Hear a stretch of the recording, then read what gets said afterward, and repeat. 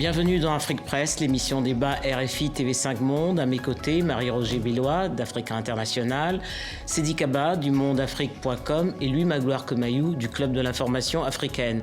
Au sommaire, le Congo, un nouveau candidat à l'élection présidentielle anticipée prévue le 20 mars. Ancien chef d'état-major et ancien conseiller de Denis Sassou Nguesso, le général Jean-Marie Mokoko se présente en candidat indépendant. Comme tous les opposants, il dénonce le mandat de trop que s'est octroyé l'actuel chef de l'État en révisant la Constitution. Le Sénégal, la perpétuité pour Hissène Habré dans le procès pour crimes contre l'humanité, torture et viol. C'est ouvert il y a 4 mois, une sentence que la défense entend contester car la culpabilité de leur client n'est pas prouvée. Le verdict aura lieu au mois de mai. Prévu au mois de juillet, c'est finalement au mois de mars que se tiendra la présidentielle congolaise. Si la participation des partis d'opposition ne faisait pas de doute, l'annonce cette semaine de la candidature d'un proche de Denis Sassou Nguesso a créé la surprise. À son retour à Brazzaville cette semaine, le général Jean-Marie Mokoko a reçu un accueil plus que mouvementé. Mathieu Vendrely a recueilli sa réaction.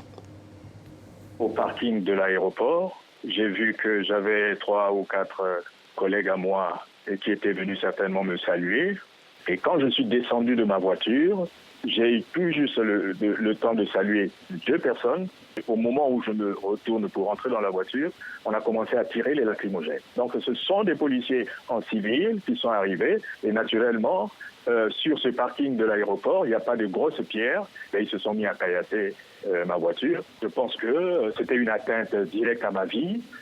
Moi, je n'ai rien fait de ce qui est répréhensible. J'ai pris la décision en tant que citoyen congolais d'être candidat. Il semble que ça ne plaise pas aux autorités de ce pays et je suis obligé de dénoncer cela avec la dernière énergie. Bon, vraiment, les bras m'en tombent. Je ne sais pas dans quel pays nous nous trouvons. Sidi Kaba, une réaction à cet épisode avant l'élection présidentielle? Absolument. Vous avez bien rappelé en introduisant cette émission qu'il y a beaucoup de candidatures, mais celle de Jean-Marie Michel Mokoko est un peu différente de celles qui ont été annoncées compte tenu de son profil qui est différent de celui des autres. C'est l'ancien chef d'état-major de l'armée congolaise, c'est l'ancien conseiller du président et de mon point de vue, dans le cadre de la construction du rapport de force, puisque c'est de cela qu'il s'agit, on est à la recherche d'un rapport de force entre le pouvoir et l'opposition. L'arrivée de Jean-Marie Michel Mokoko comme candidat est une aubaine pour l'opposition dans le cadre de cette recherche de rapport de force. Et les circonstances de son retour, tel qu'il les décrit dans l'élément qui vient de passer, confortent le sentiment que le pouvoir est un peu fébrile. Sa candidature suscite une certaine inquiétude dans le camp du pouvoir, à la fois compte tenu de son profil lui-même, comme j'ai dit, puisque en tant qu'ancien chef d'état-major, ça veut dire qu'il a encore des réseaux dans l'armée, compte tenu aussi de sa proximité avec un des leaders de l'opposition, l'ancien ministre de la Défense, Charles Boaou. À mon avis, on est dans un tournant dans les rivalités entre l'opposition et le pouvoir au Congo. Marie-Roger Bellois. Oui, cet épisode montre une chose, c'est que l'élection présidentielle au Congo n'est pas du tout jouée et qu'il peut y avoir des surprises. Moi, je suis frappée par le fait que le gouvernement congolais actuel a l'air de s'être endormi sur ses lauriers, puisqu'ils ont organisé et réussi à imposer donc un référendum et que c'était au mois d'octobre dernier. Voilà, et que la tactique qui consiste à anticiper les élections pour prendre de court l'opposition a souvent des résultats probants pour ceux qui en prennent l'initiative, mais au Congo tout n'est pas joué parce que on a beaucoup glosé sur la division de l'opposition. Sur son incapacité à trouver un candidat unique et aussi sur une forme de paralysie, ils n'ont pas réussi, ils n'arrivent pas à mobiliser les masses, etc. Mais je dis vigilance, les choses peuvent encore basculer. Parce que l'opinion congolaise est extrêmement volatile.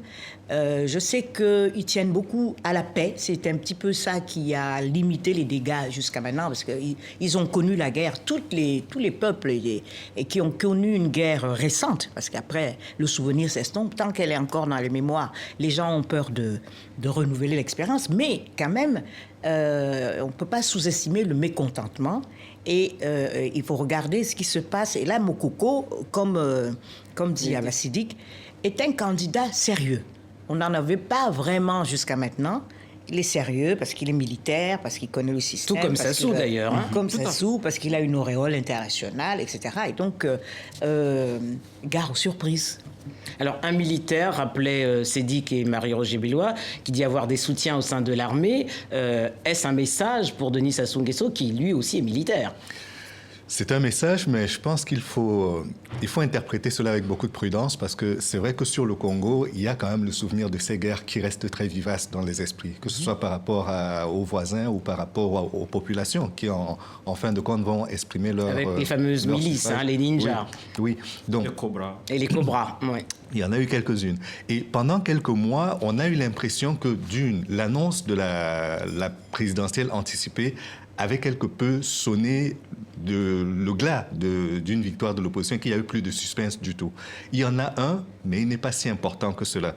Il faut quand même relativiser les forces, se dire qu'il vient quand même de l'extérieur. Il a travaillé en République centrafricaine pendant quelques années comme représentant là-bas.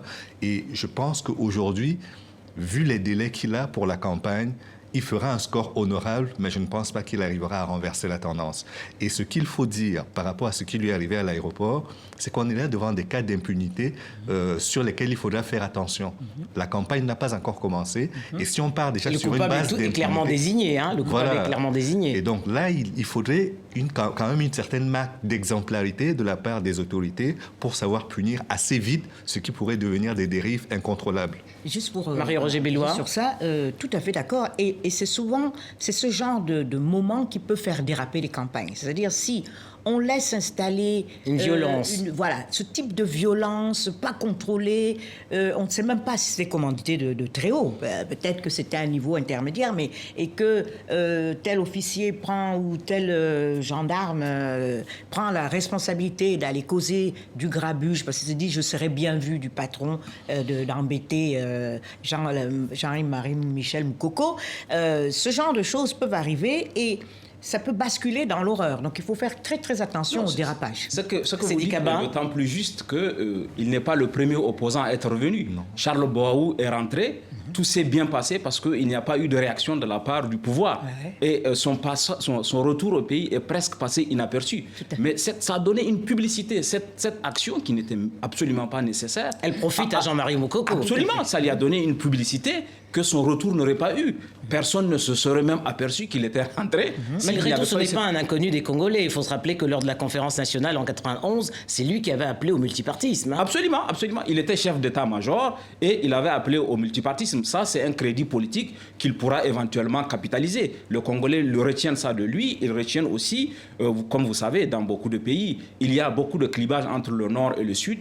Et lui, on pense que dans sa gestion de l'armée, dans sa gestion d'un certain nombre d'affaires publiques, il a eu la faculté de se mettre un peu au-dessus de ces considérations nord-sud qui traversent la vie politique au Congo.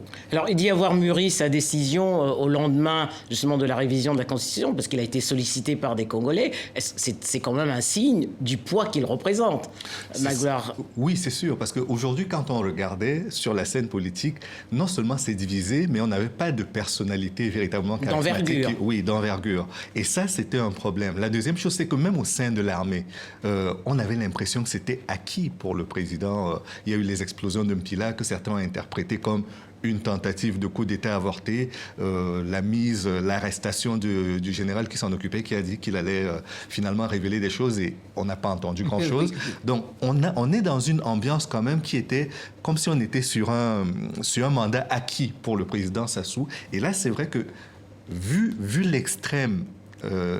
Vu le climat dans lequel on se trouve, parce que, mine de rien, Sédic parlait de division entre le Nord et le Sud. Aujourd'hui, même à Brazzaville, quand vous allez faire campagne, c'est pas dans tous les quartiers que vous pouvez faire campagne. Si vous êtes du Nord, on vous rappelle que vous êtes du Sud, et ainsi de suite. Donc, ça fait que la scission, elle est réelle, et il suffit d'un rien pour que la flamme reprenne, pour que l'étincelle cause un incendie. Et je pense qu'aujourd'hui, il faut marcher sur cela avec beaucoup de prudence. Alors, Marie-Roger Bilois, la semaine dernière, Denis Sassou Nguesso a été investi, sans surprise, par le PCT, le Parti congolais du travail. Comment s'annonce cette élection à quelques semaines du premier tour ? Alors, le président Sassou a bien entendu l'avantage du président en place et puis du système, de l'appareil. Mais ce qui m'apparaît aujourd'hui, c'est qu'ils sont en train de négliger leurs alliés. Ils se disent, c'est acquis, on va gagner. On ne les voit pas. Les fiscolés là ne font plus partie de l'alliance présidentielle. Exactement. Ils sont en train de négliger cette alliance et pour gagner, pour Sassou, il faut absolument qu'il s'assure que tous ceux qui peuvent le soutenir ou qui le soutiennent éventuellement sont à bord, qu'il ait un programme qui inclut le maximum de Congolais et que s'il continue un peu, je dirais, le camp présidentiel à se dire, bon, on a fait l'essentiel, on a gagné l'histoire de la conclusion, de la révision de la Constitution, et on a avancé l'élection présidentielle, c'est bon? Non. Il y a un travail politique à faire autour de tous les alliés possibles et potentiels. Je suis d'accord, je suis totalement d'accord avec Marie-Roger. Il y a un travail à faire et le travail peut être d'autant plus aisé pour le camp Sassou que l'opposition n'est pas monologue, elle n'est pas unie. Elle a fait des avancées, elle a fait une convention début janvier qui lui a permis de se mettre d'accord, de rapprocher le FROCAD et l'IDC. Mais pour l'instant, le sentiment qu'on a, puisque les candidatures doivent être déposées entre le 5 février et le 20 février, il y a au moins 5 à 6 candidatures de l'opposition. Cette dispersion de l'opposition peut profiter au camp Sassou à condition qu'il s'organise et qu'il se ressaisisse. Parce que comme il a été dit aujourd'hui, dans le camp du président Sassou, on a une sorte d'assurance qui peut être une surprise. L'assurance, c'est quoi? C'est que malgré la déclaration de l'opposition d'empêcher le référendum du 25 octobre, on a pu le tenir, on a pu le gagner. Donc on est dans une dynamique gagnante. S'ils s'assiedent sur ces lauriers-là, c'est clair qu'ils peuvent être surpris. Absolument. Un dernier commentaire, Louis Magloire Kemayou. Ce dont je suis à peu près certain, c'est que aujourd'hui, le résultat, même s'il n'est pas acquis, sera sans grande surprise. Il y aura une réélection. En revanche, ce qu'on doit dire, c'est que la tentation du mandat de trop reste trop forte. Et ça, on n'est jamais à l'abri des surprises. On a vu avec le printemps arabe ce qui est arrivé, que ce soit en Tunisie ou en Égypte, c'était des régimes bien ancrés. Et c'est la même chose qui est arrivée au Burkina Faso. Cela ne pourra pas se produire au Congo, Kinshasa. Même d'ailleurs, au Congo-Brazzaville, autant pour moi. D'ailleurs, Sassou Nguesso a bien dit, Brazzaville n'est pas Ouagadougou. Hein. Voilà, donc il y a tous ces éléments-là qu'il faut prendre en compte, mais ce qui est certain, c'est qu'il faut souhaiter que cette campagne se passe dans la paix et que finalement les Congolais ne soient pas au bord d'une nouvelle guerre civile. À présent, le Sénégal, au procès d'Hissène Habré, le procureur requiert la condamnation à perpétuité. Les victimes ont témoigné sur les actes de torture et les viols infligés par la police politique de 1982 à 1990, les années de pouvoir de l'ancien chef d'État. Le reportage d'Emmanuel Godard. L'homme continue de lutter. C'est une fois de plus de force que l'ancien président tchadien Hissène Habré a été mené jusqu'au tribunal. Une journée où des victimes ont de nouveau été entendues. Cette femme raconte qu'elle a été violée durant 4 jours d'affilée. Emmitouflé dans son turban, Hissène Habré refuse de s'exprimer, de se défendre. Les charges pourtant s'accumulent. C'est la ténacité de nous les victimes et de tous ceux qui nous ont accompagnés. Et c'est pour aussi servir des leçons pour l'Afrique surtout et disons pourquoi pas pour le monde entier, en particulier pour le Tchad aussi. Sous le régime Habré, au moins 40 000 personnes ont été tuées. Une répression féroce.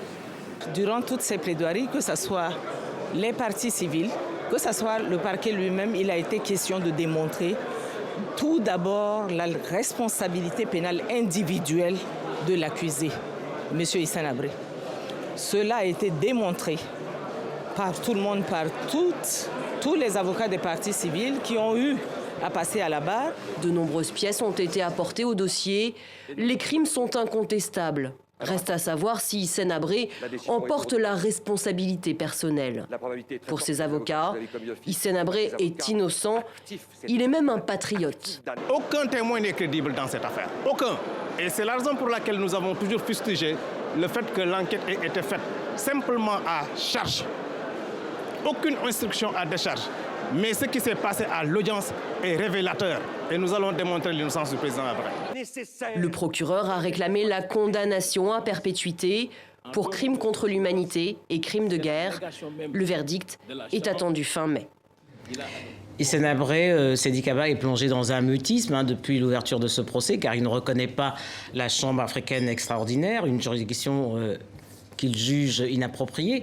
Pourtant, 3 avocats commis d'office réclament aujourd'hui son acquittement. C'est ça, c'est les avocats de Habré, qu'il ne reconnaît pas d'ailleurs. Ces avocats représentent la justice, puisque chaque accusé a droit à une défense, même Habré, qui est accusé d'avoir tué 40 000 personnes. C'est sur ces principes qu'on lui a désigné d'office ces avocats dont il ne reconnaît pas la légitimité. Habré s'est muré dans ce silence-là. Je crois que c'est la posture qu'il a choisie, même si ça ne le grandit pas au final de choisir cette posture. Il aurait pu rappeler qu'il a été amené de force. Il a été amené de force. Mais moi, je retiens aussi la dimension pédagogique de ce procès. Ce procès a une dimension pédagogique. Il prouve que nous sommes aujourd'hui en Afrique dans la capacité de diriger nos anciens chefs d'État plutôt que d'avoir à les exporter vers d'autres régions du monde. Ça, c'est une première dimension pédagogique. L'autre dimension pédagogique, c'est que l'exercice de pouvoir ne s'achève pas obligatoirement par une impunité. Les gens doivent devoir rendre compte demain, même si à la fin, pour moi, le procès aura une dimension un goût d'inachevé, parce qu'on a jugé Habré l'homme, mais on n'a pas jugé le système.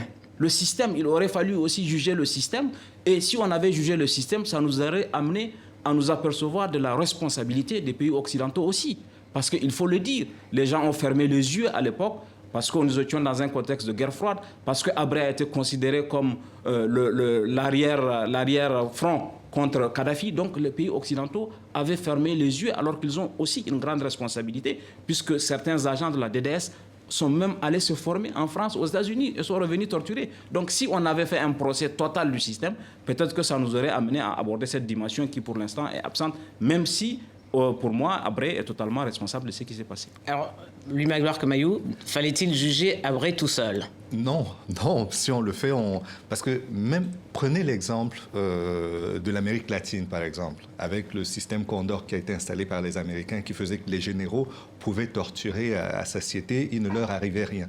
Pinochet a été arrêté, il a été arrêté en Grande-Bretagne, on a essayé de le juger, finalement on l'a renvoyé dans son pays, il ne s'est pas passé grand-chose, il est mort. Belle mort, dans son lit. Dans son lit. Ouais. Et je crois que c'est, quand on voit l'image de Hissène Habré, ancien chef d'État, torturé, amené de force au tribunal et... C'est un peu fort. Non. Personne n'a conduit de force.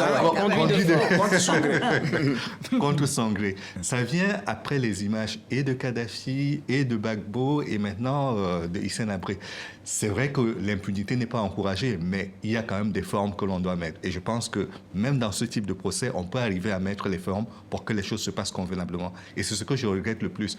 Mais sur le terrain de la justice qui doit être rendue, je suis pour qu'on la rende, mais qu'on la rende de façon entière. Parce que si les gens ont pu être torturés ainsi, c'est que la volonté de torturer était partagée au moins par les membres du Conseil de sécurité de l'ONU aussi, qui lui ont permis de former son personnel torturant, qui lui ont permis de l'équiper, et qui aujourd'hui s'en lavent les mains. On rappelle d'ailleurs que l'actuel chef de l'État du Tchad, Idriss Déby, faisait partie de la DDS. Absolument. Pensez à la sécurité. Et je crois que s'il y a ce besoin, s'il y a ce grand besoin de faire le ménage en matière de droits de l'homme, même au niveau de l'Europe, il y a des pays où on pourrait en parler, qu'il s'agisse de Loukachenko ou d'autres, il y a beaucoup de pays où on pourrait le faire. Et malheureusement, je crois que si on s'arrête seulement à la superficie du problème, on laisse la possibilité pour que, à l'avenir, de telles choses se représentent si l'intérêt de certaines puissances est engagé et qu'il faut défendre. Alors, Marie-Roger Billois, 2 anciens chefs d'État jugés au même moment, le rappelait Seydi Kaba, l'un à La Haye, Laurent Gbagbo, et à Dakar, Hissène Habré. Le procès de Dakar pose la question de la légitimité demain de la CPI à juger de tels clients. Oui, bon, la CPI, on en a parlé, on connaît son tropisme un peu africain, n'est-ce pas? Mais ce qui me semble important, c'est quand même que ces gens soient jugés. Je ne suis pas d'accord avec Kemayou. Je ne suis pas du tout d'accord. D'abord, premièrement, personne n'a torturé Hissène Habré. le fait qu'on le mène de force... Non, mais c'était quand même... Corrigé. Oui, il a été corrigé, bon. Mais il estime tout de même qu'on l'a porté de force au tribunal et que c'est pas très bien. Attendez, soyons sérieux. C'est un monsieur... Les victimes attendent quand même le procès depuis 25 ans. Exactement, ils se sont battus comme des malades pour arriver à ça. Et puis, j'aimerais quand même mentionner la dame qui dit avoir été violée et dont la parole est contestée tout de suite. Et ça, c'est typique de la situation des femmes dès qu'elles dénoncent un viol. Donc, moi, je la crois déjà d'emblée. Elle ne peut pas venir se montrer en disant « j'ai été violée » si ce n'est pas le cas, parce que c'est quelque chose dont une femme a honte. Et venir le dire comme ça, pour elle, c'est une délivrance. Donc, ça, c'est une parenthèse. Mais Monsieur Habré, moi, quand j'écoute ce procès, les bras m'en tombent. Tout ce que j'apprends, j'ai toujours su, évidemment. Nous tous, nous savons que c'était un régime sanguinaire.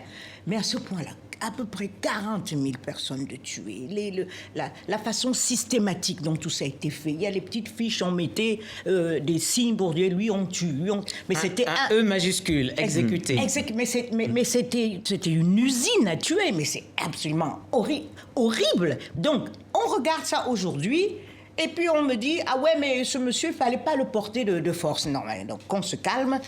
Il a droit à un procès qui a mis un temps fou à être préparé.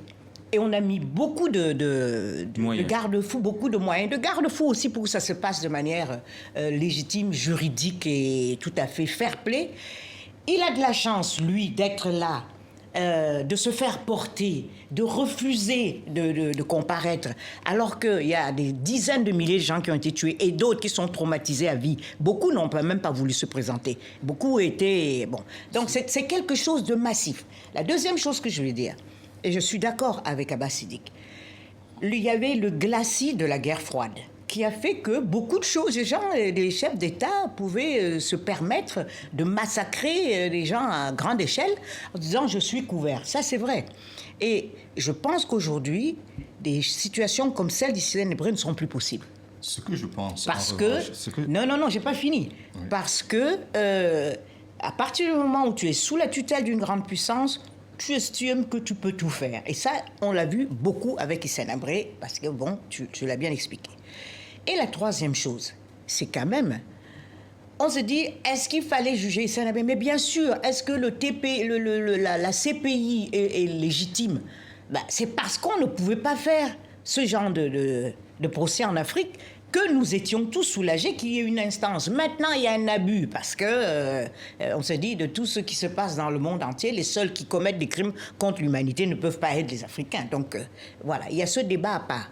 Mais le côté pédagogique qui consiste à dire, regardez, vous ne pouvez pas tout faire. Vous ne pouvez pas tout faire. Fin à l'impunité. Voilà. Vous ne pouvez pas. C'est pas possible. Voilà. Je crois que ça, les gens qui regardent Hissène Habré se disent, attention. Maintenant, même si on supprime la CPI, ce que beaucoup souhaitent, et on peut les comprendre, maintenant on est capable en Afrique de tenir ce genre de procès. Et puis maintenant, les avocats qui disent « oui, Hissène Habré est innocent », ils sont un peu ridicules dans la mesure où même Hissène Habré... C'est la défense. Certes, mais Hissène Habré les a réprouvés, il ne veut même pas d'eux. Donc, qu'ils fassent des plaidoyers plus raisonnables et pas aussi farfelus. Une réaction, Magloire Kemayou? Ce que je voulais dire par rapport à ce procès, c'est que faut pas qu'on prenne cette habitude systématique de faire porter le chapeau à une personne. Comme le rappelait, c'est dit que c'est un système. Et là, quand on a l'impression qu'il suffit de trouver le bouc émissaire idéal et de le charger au maximum, je trouve que c'est à la fois facile et beaucoup trop court quand on veut faire juste et équitable. Et là, dans le cas de Hissène Habré, c'est exactement le cas. Parce que, je vous le rappelais, que vous preniez le cas de Pinochet ou des nombreux généraux latino-américains, il ne leur est rien arrivé, malheureusement. Que vous preniez au niveau de l'Europe ou de l'Amérique même, prenons ceux qui ont été attaqués... Le système Habré qu'il fallait juger. Oui, mais le système Habré... Tout seul. Non, mais attendez, le système Habré, c'est Habré d'abord. Et puis ne pas oublier qu'il s'agit quand même... Vous enlevez Habré, il n'y a plus de système Habré. D'accord, voilà. d'accord. Et vous enlevez le système... Il ne faut pas sous-estimer le pouvoir qu'il a sur un système. Et vous enlevez le système, il n'y a plus rien. Parce que c'est pareil, on parle d'un chef d'État. Je me souviens qu'on a essayé d'arrêter un ancien secrétaire d'État américain en France et que ça n'a pas marché parce qu'il était encore couvert par son immunité. On a essayé d'arrêter le premier ministre israélien à un certain moment. Ça n'a pas marché non plus. Ça, c'est dans la fonction. Non, Il exerçait la violence légitime à cette époque. Et je veux qu'on puisse tenir compte de ces éléments-là. Et donc, quand aujourd'hui, on estime pour l'Afrique que c'est trop, ça devrait l'être, bien sûr, parce que l'impunité, c'est pas quelque chose que l'on doit promouvoir, mais il y a un minimum d'image à respecter. C'est un ancien chef d'État. Son image engage son pays également. C'est lui-même qui traîne son image. Je comprends les préoccupations de lui, mais il y a une préoccupation au-dessus de celle-là. C'est de pouvoir demander aux gens de rendre compte de ce qu'ils ont fait.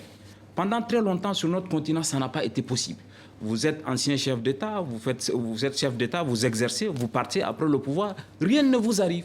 Bokassa a fait des pieds et des mains pour être jugé dans son pays. Ça, c'est un cas qui existe. Il y a d'autres présidents qui ont été jugés dans leur pays. Bien sûr. Ce que je veux dire par rapport à cela, le commerce des armes aujourd'hui, le commerce des armes, à lui tout seul, est en train de faire que la dette de l'Afrique qui a été annulée il y a quelque temps, tous les pays étaient contents de devenir pays pauvres très endettés. Cette dette-là, elle est en train de se reconstituer paisiblement. On est à plus de 400 milliards aujourd'hui de dettes sur le continent africain. C'est presque la même masse qu'on avait avant tous ces événements-là. Quel rapport? Le rapport, c'est qu'aujourd'hui, ces armes...